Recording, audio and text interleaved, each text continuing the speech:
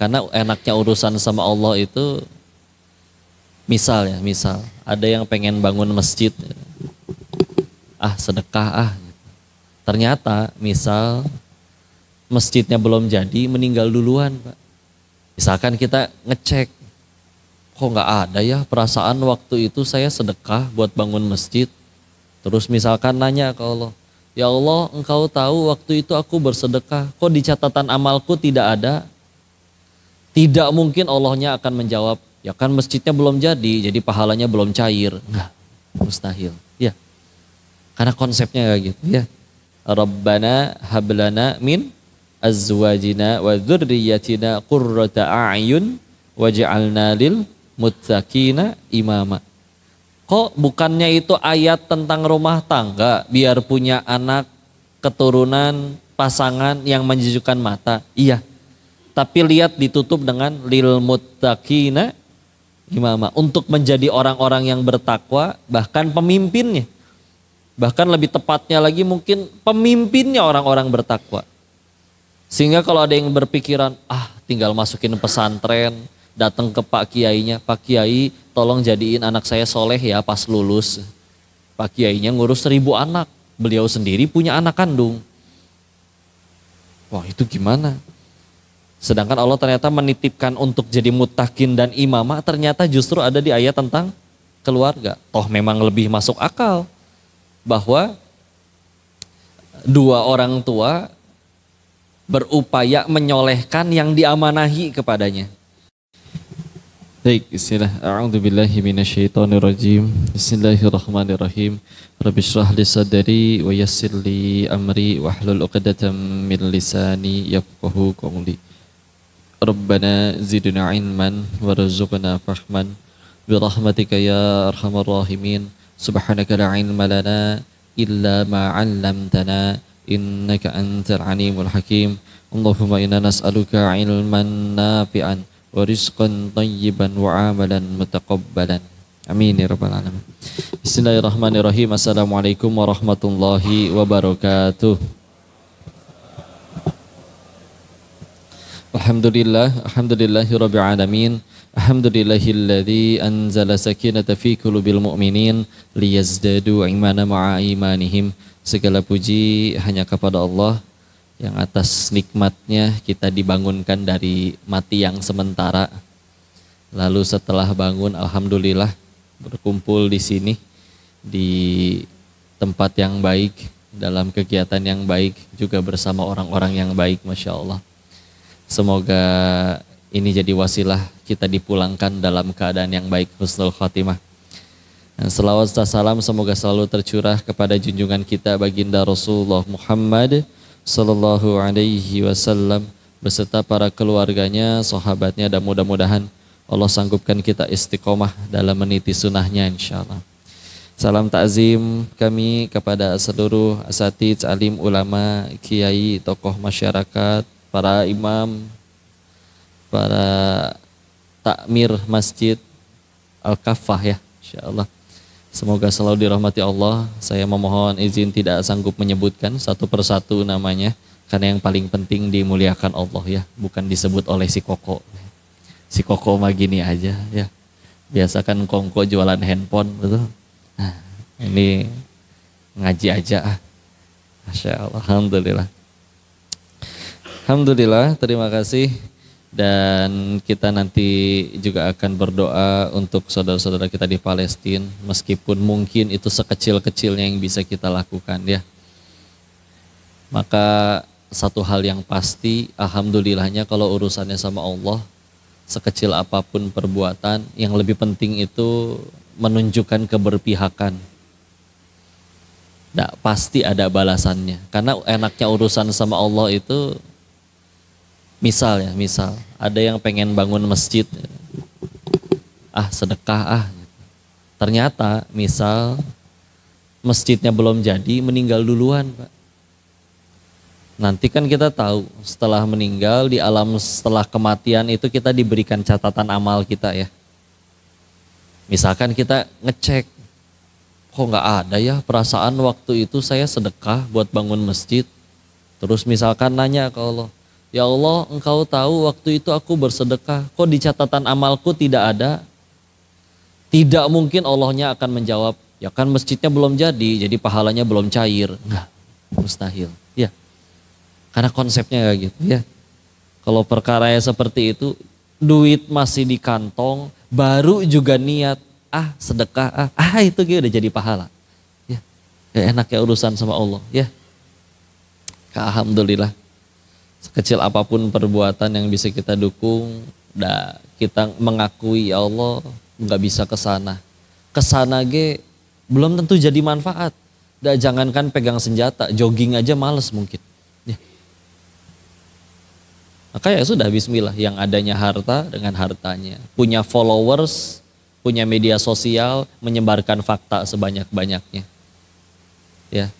Dari mulai ada yang mengkonsumsi produk-produk yang tadinya mendukung Zionis Israel, lama-lama tidak menggunakan, itu juga sila. Maka yang penting membuat kita tunjukkan keberpihakan kita ya. Saya izin, ini sebetulnya seharusnya guru kami yang ada di sini. Nah ini mas santrinya aja ya. Alhamdulillah, tapi syarat dalam menyampaikan sesuatu tidak harus suci dari dosa dulu. Bahkan ada nasihat yang luar biasa dari kisahnya Umar bin Khattab radhiyallahu anhu. Suatu ketika waktu beliau lagi jadi Amirul Mukminin ya. Kalau zaman sekarang kan presiden. Datang calon gubernur mau diangkat. Diminta datang dulu ke kediaman beliau. Begitu nyampe, si Cagup ini ngelihat Sayyidina Umar radhiyallahu anhu lagi main sama cucunya. Kita tahu segagah-gagahnya orang main sama anak kecil ya pasti agak-agak konyol ya, ciluk, gitu ya. Tapi si calon gubernur ini ilfil, masa gini Umar? Katanya setan aja takut gak berani papasan. Masa begini? Kelihatan oleh Sayyidina Umar. Maka ditegur, kamu, kenapa mukanya kayak begitu? Kamu gak punya anak cucu apa di rumah? Iya, maaf Amirul Mukminin, punya. Terus kamu gak pernah main-main seperti tadi dengan anak cucumu? Tidak pernah sekalipun wahai Amirul Mukminin. Karena merasa itu bisa menurunkan izahnya. Wibawa, masa main sama bocah gitu ya. Maka apa kata Sayyidina Umar ketika itu? Pulang kamu sana, tidak jadi diangkat. Loh, apa kekurangan saya? Apa kualifikasi saya yang kurang? Jawabannya sederhana, kalau kepada darah dagingmu sendiri saja engkau tidak bisa berkasih sayang, bagaimana engkau akan menyayangi umatnya Muhammad sallallahu alaihi wasallam? Kayak cinta ya, dan itu harus timbul. Bahkan kalau ada yang nanya, kok kita teh ngajinya udah bener atau belum, teh gimana? Iman tambah tinggi teh apa buktinya? Pasti makin pengen jadi manfaat. Awalnya mungkin orang datang ngaji gara-gara kalah selot, ada. Gara-gara kelilit pinjol, ada. Gara-gara difitnah sampai dipecat dari tempat kerjanya, ada. Dengan masalah masing-masing. Tapi bismillah, setelah datang ke tempat ini, ngomongin Allah maka pasti ingat Allah. Dan sesuai janji Allah, ada bidzikrillahi tatma'innul qulub, hanya dengan mengingat Allah maka hati menjadi tentram. Hati udah tenang, lama-lama yang dicari bukan sekedar udah pengen tenang aja, tapi pasti mulai mikirin pengen jadi manfaat bagi orang-orang. Pasti itu mah, sudah sunnatullahnya seperti itu. Ya, istilah yang bisa kita bantu, apapun kita bantu. Toh di media sosial kita sekarang alhamdulillah dipenuhi para pejuang-pejuang yang dakwah di situ ya. Karena masalahnya yang punya media sosialnya menyuarakannya yang justru palsu.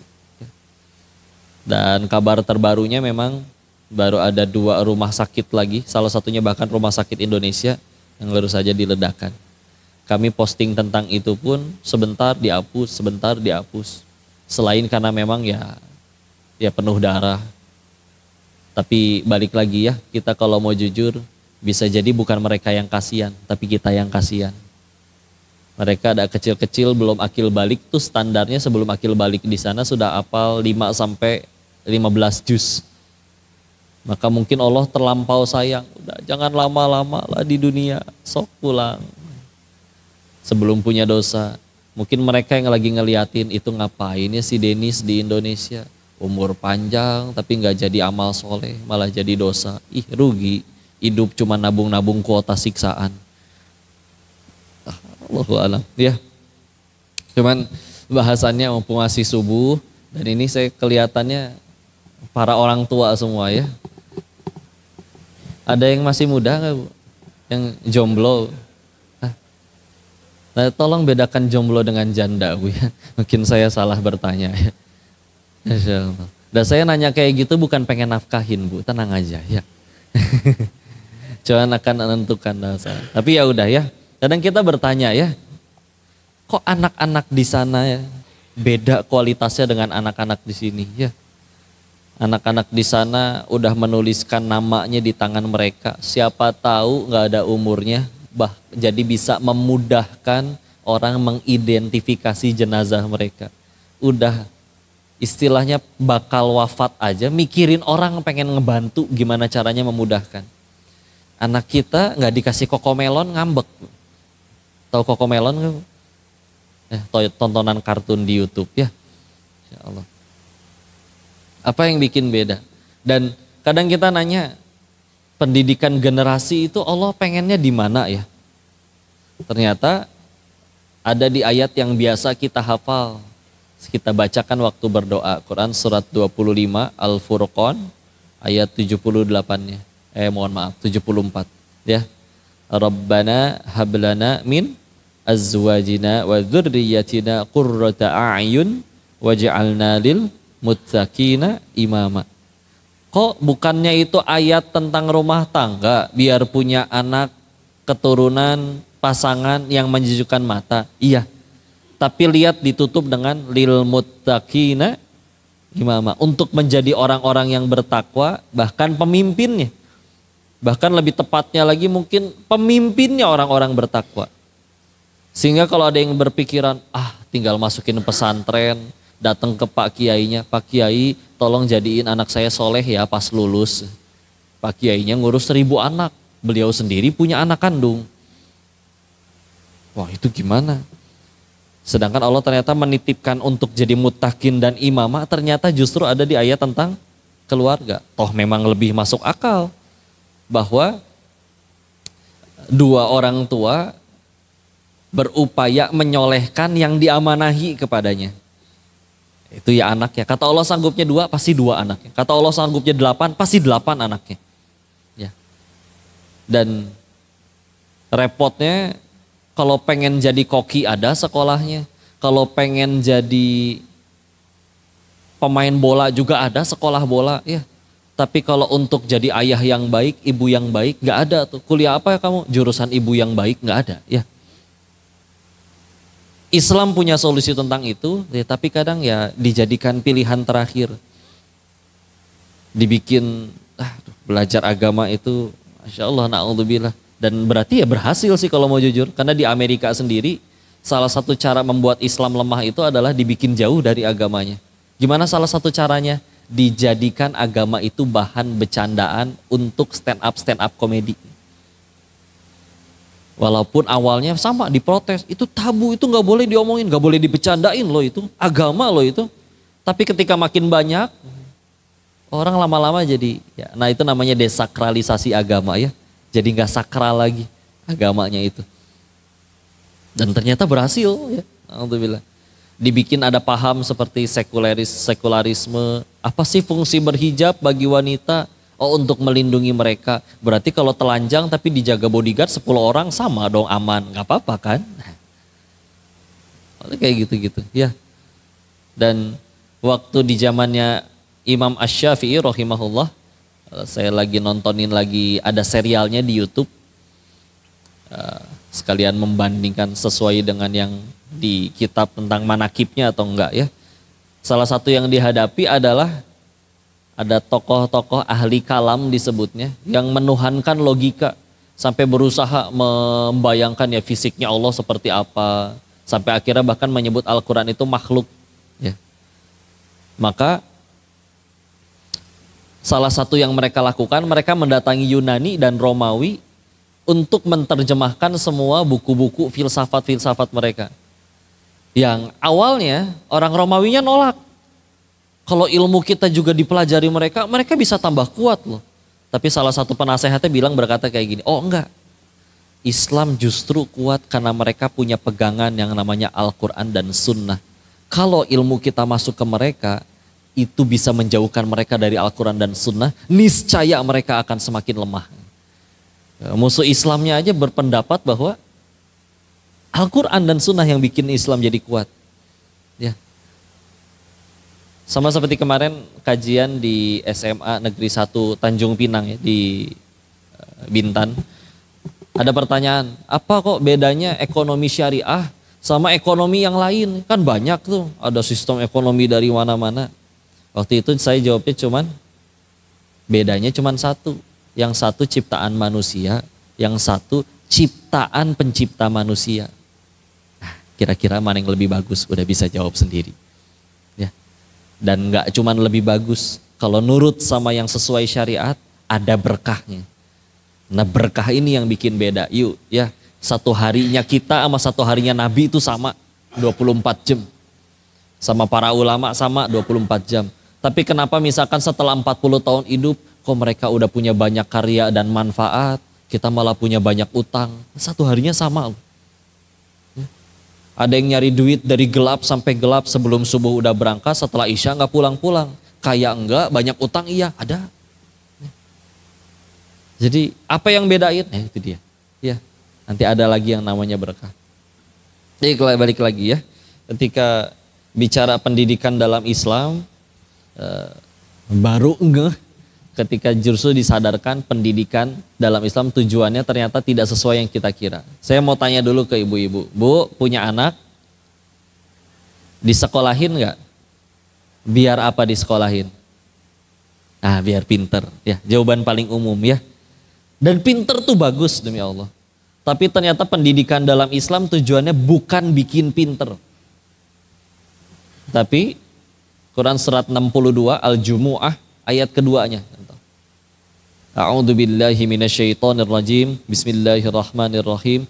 Huwallazi ba'atsa fil ummiyina rasulam minhum yatlu 'alaihim ayatihi wa yuzakkihim. Stopnya pas itu dulu.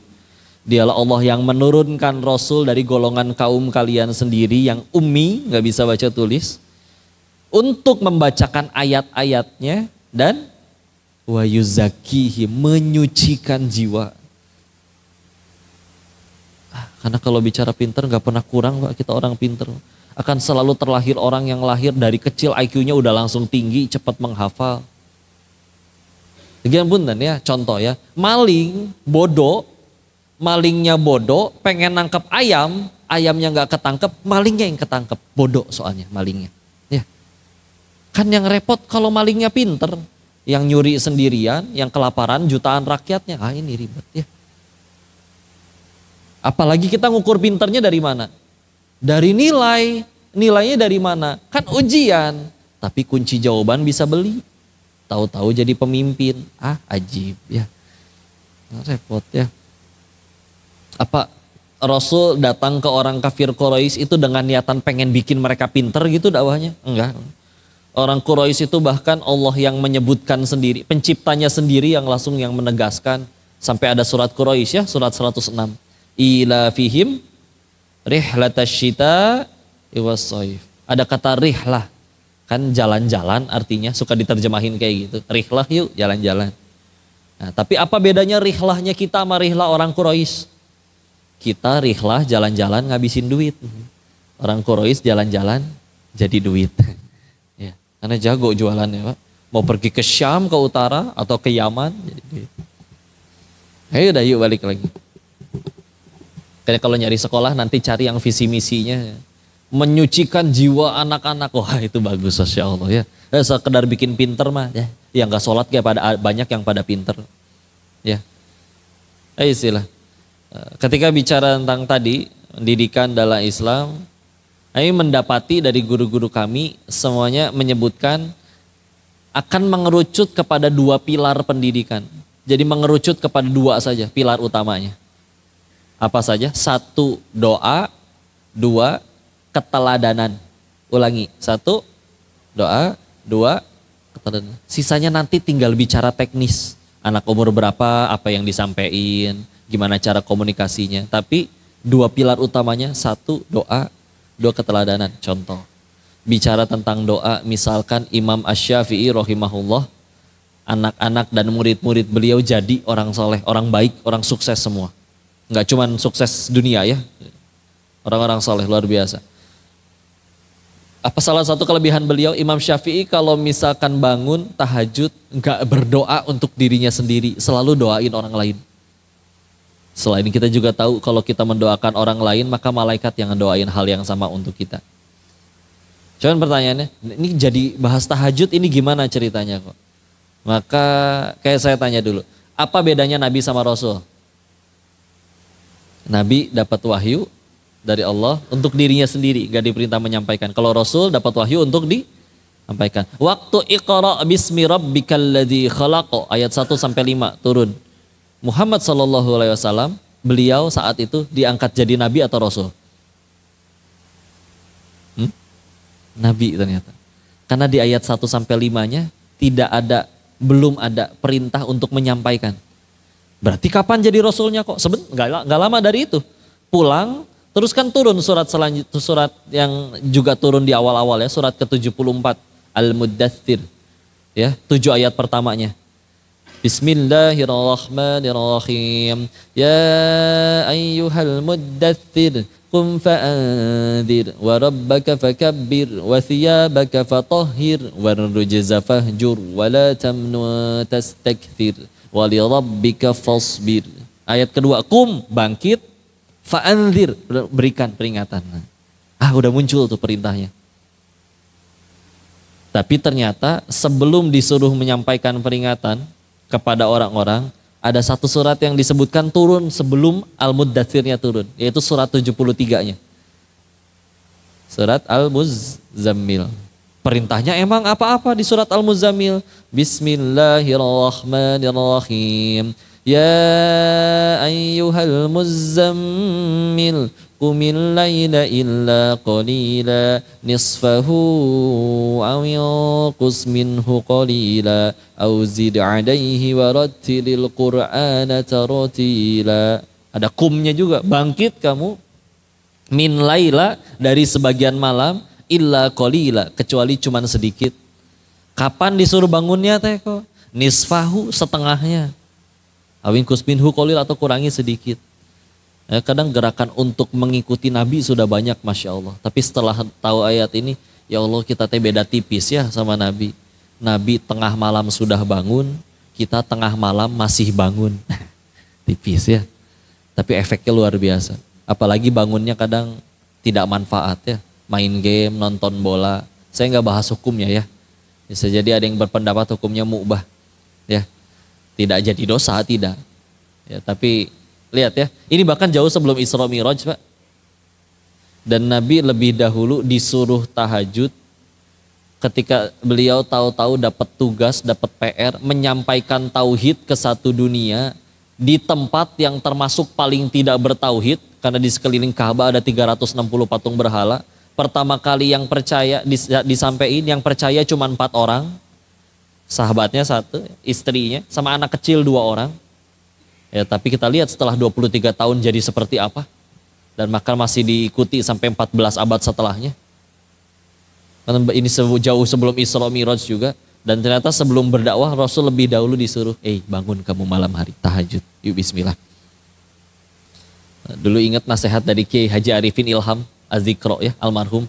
Beliau pernah bilang kayak gini, orang yang ahli tahajud itu Allah akan turunkan yang namanya haibah jalaliyah. Apa itu? Kiai, itu haibah, rasa cinta yang datang dari keagungan Allah. Allah berikan dia aura, wibawa, karisma.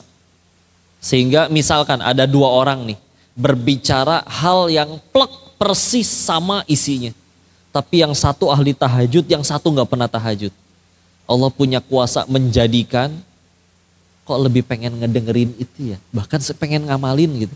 Perasaan saya udah sering denger tentang itu dari orang-orang, tapi kalau dari beliau kok pengen gitu ngamalinnya. Mungkin tahajud yang jadi senjata ya. Istilah ya, kadang kita soleh tapi soleh sendiri aja dan bahkan nggak pernah ngedoain. Ya. Yang kedua, keteladanan tadi. Nah unik ya, waktu saya lagi ngambil lagi jurusan hadis baru semester 5 dan guru bahasa Arabnya bilang kayak begini. Kata imama tadi di ayat surat Al-Furqan tadi yang ayat 74 lil muttaqina imama artinya imam, pemimpin betul. Tapi kata beliau, kata imam dalam bahasa Arab itu satu akar kata dengan pola. Pola. Maksudnya gimana? Contoh pola ya, kalau kita ngejahit udah ada polanya gampang tuh insya Allah. Tinggal diikutin guntingnya ke arah mana, berapa senti. Kalau nggak ada polanya bingung, dikasih kain satu buntel. Ini potongnya berapa senti, ke atas, ke bawah, ke kiri, ke kanan, gak ngerti. Ya pola. Diikutin jadinya, tinggal diikutin. Sehingga ternyata, oh gitu juga lah. Ternyata Nabi gak asal nyuruh, tapi ada polanya, ada contohnya. Ada sesuatu yang tinggal udah ada, oh gitu, jadi tinggal diikutin. Dan ini logis dong, kayak contoh. Bapak punya anak pengen jadi pemain bola Pak. Belajarnya ke siapa Pak? Ke Lionel Messi atau ke Chef Juna? Iya, ya kan? Logis banget kan? Karena dia pernah juara di kejuaraan yang pengen kita menangkan, udah latihan yang udah pengen kita tempuh. Sebagai anak, ya kayak misalkan kita mati bakal, sukses pengen, mulia pengen, bahagia pengen, gak cuma di dunia tapi dunia akhirat. Ada yang udah sukses seperti itu dunia akhirat, tapi terus kita nggak mau ngikutin langkah beliau. Ya berarti kita berusaha bahagia dengan cara siapa sejauh ini? Ngarang atuh, pantesan sedih melulu.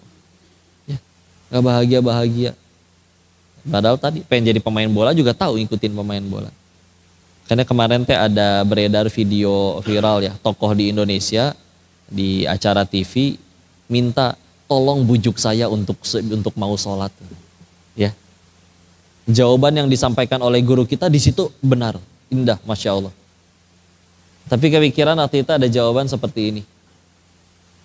Ketika diminta untuk bujuk sholat, maka ya udah istilah. Bapak bakal mati, bakal. Sukses pengen. Mulia pengen. Bahagia pengen. Dan manusia yang paling mulia seantero bumi sepanjang sejarah manusia pernah dilakukan, beliau sholat. Nah, terus kita berusaha hidup sejauh ini mungkin entah udah berapa puluh tahun, karya nggak ada, bahagia belum. Gak mau ngikutin yang sudah mencapai apa yang telah kita inginkan, ya kan agak lucu ya. Teladan istilah. Ini unik ya, kayak contoh. Nabi ngedidik sahabat ternyata, izin saya bertanya, pernah mukul gak Pak? Pernah? Oh ada yang berpendapat tidak ya. Izin ya. Kalau kepada sahabat Nabi pernah fisik Pak. Contoh, Ibnu Abbas pernah ikut masbuk, sholat malamnya Nabi di sebelah kiri. Dipindahinnya, dijewer, dipindahin belakang, jadi belah kanan. Atau inilah yang mungkin lebih masyhur riwayatnya, ya. Menjelang Nabi akan wafat, beliau pernah nanya, siapa yang pernah aku zolimi, balas aku hari ini juga. Ada yang angkat tangan, perutku pernah kepukul olehmu wahai Nabi, pakai tongkat.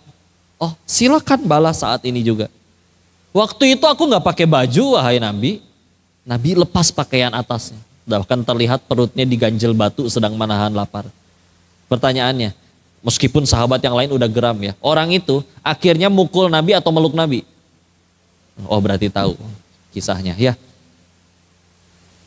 Dan dia berkata, aku melakukan ini karena mendengar bahwa yang bersentuhan kulit denganmu diharamkan disentuh oleh api neraka. Tapi hikmahnya adalah ada yang pernah kena fisik, ya. Tapi nggak marah, nggak dendam, nggak benci. Kenapa? Teladan, kagum. Kayak ginilah, anak ibu main handphone, diambil handphonenya, ngambek nggak? Ngambek.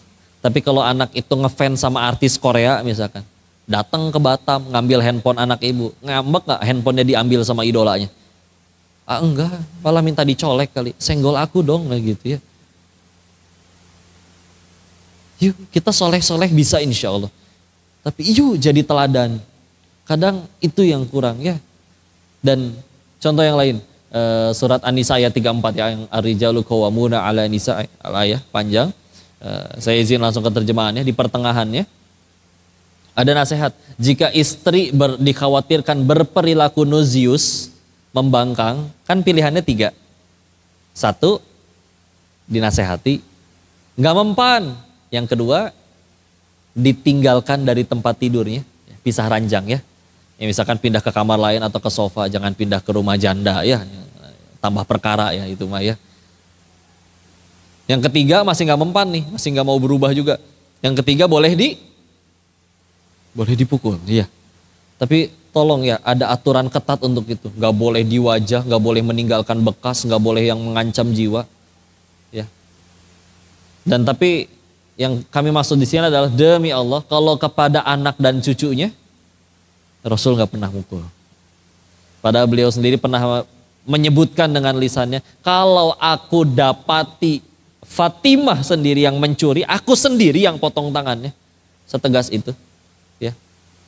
Tapi kalau ke anak istrinya nggak pernah. Kenapa? Karena baru sampai di tahap yang pertama aja yang nasihat, udah mempan. Kita mungkin belum mempan.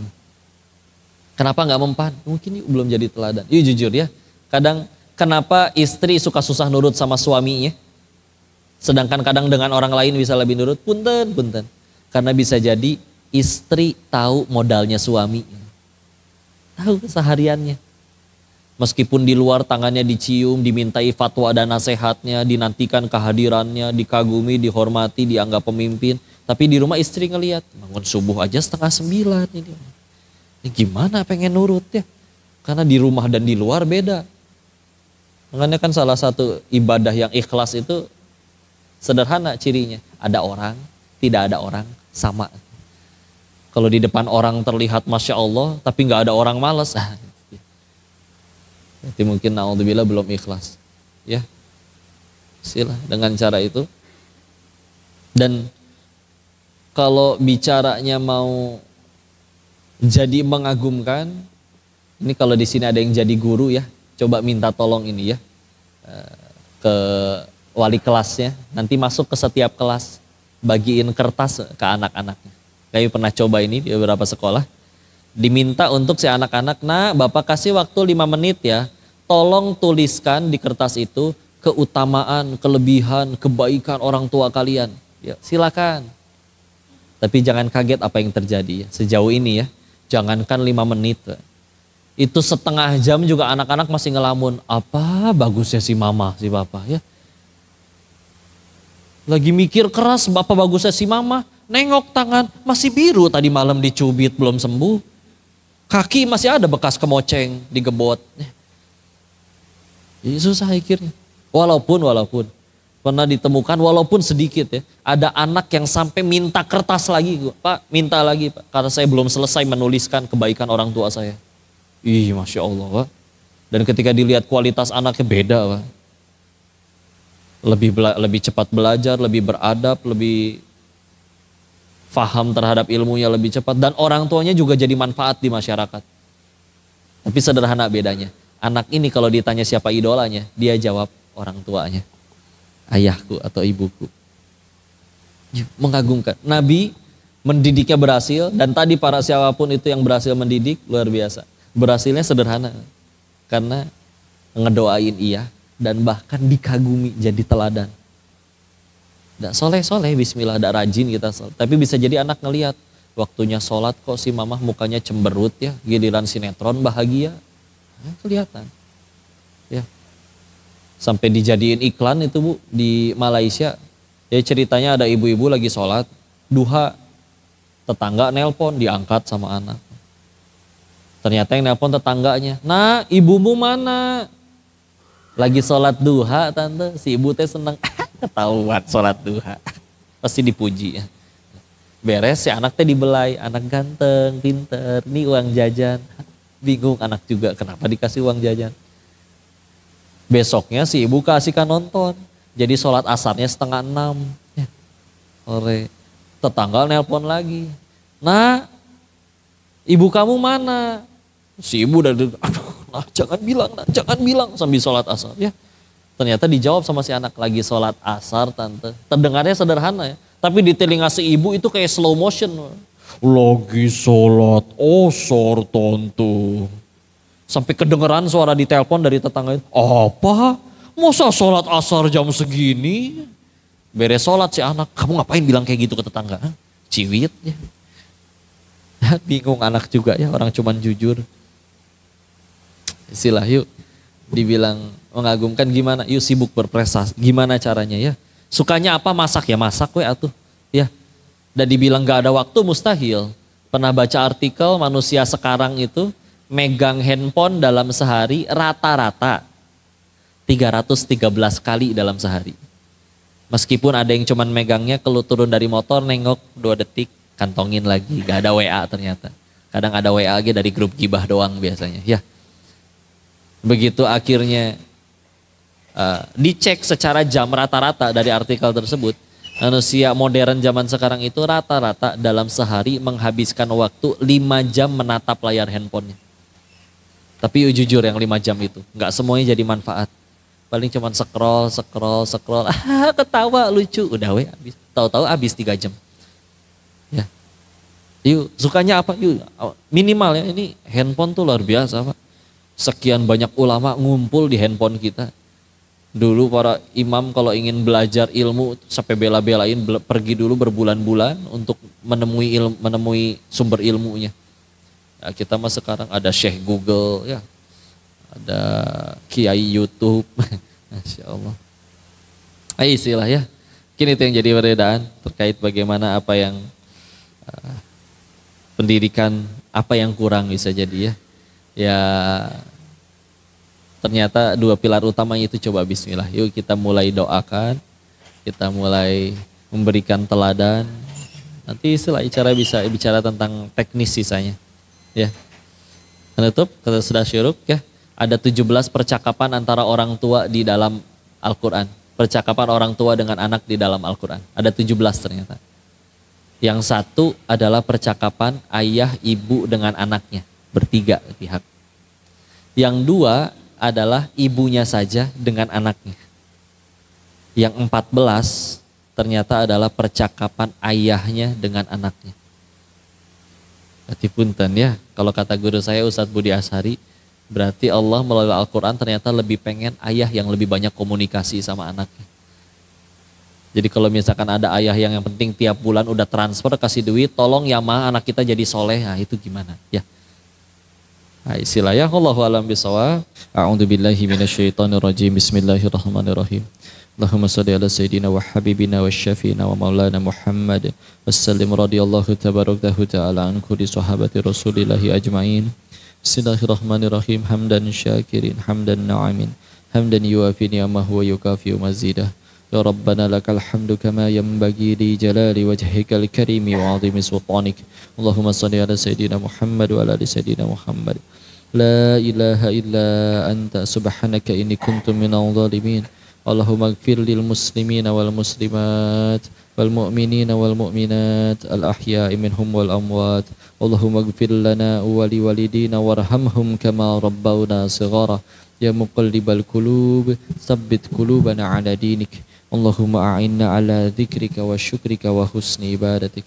Ya Allah berkahi majelis ini ya Allah. Ajarkan ilmu yang bermanfaat saja bagi kami ya Allah.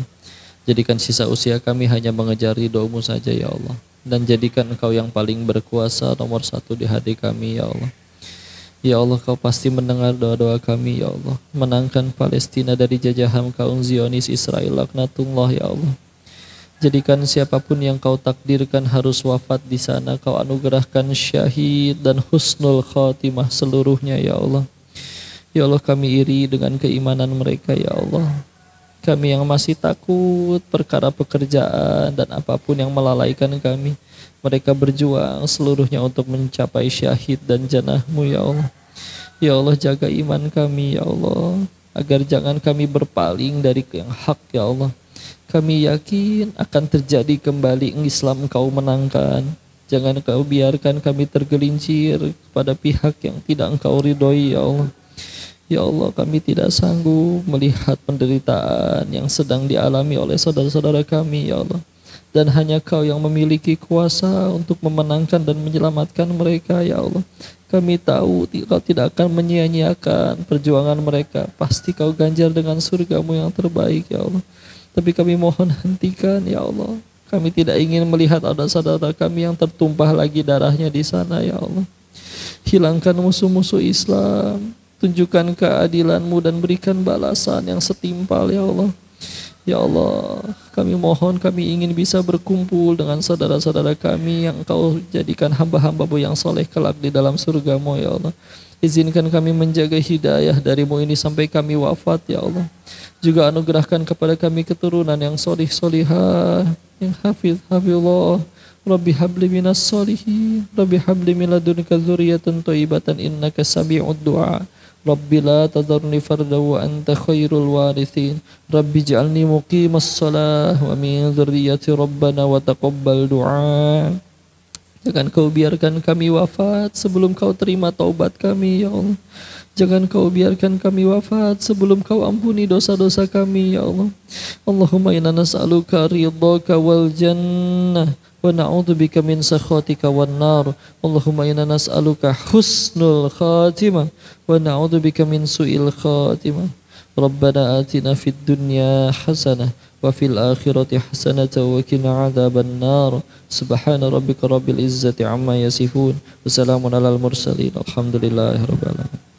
Terima kasih ayah ibu yang dirahmati Allah, dan bagi yang sudah menyalurkan hartanya, yakin tidak hilang ya. Kalian baru saja hanya mentransfer rezeki kalian dari rekening dunia ke rekening akhirat. Pasti Allah lipat gandakan, hakul yakin ya. Semoga bermanfaat. Saya mohon maaf jika banyak kesalahan, murni dari kebodohan diri ini, tolong dimaafkan dan dinasehati. Jika ada kebaikan pasti dari Allah dan kita bersyukur kepadanya. Wabillahi taufiq wal hidayah. Barakallahu fikum. Assalamualaikum warahmatullahi wabarakatuh. Waalaikumsalam.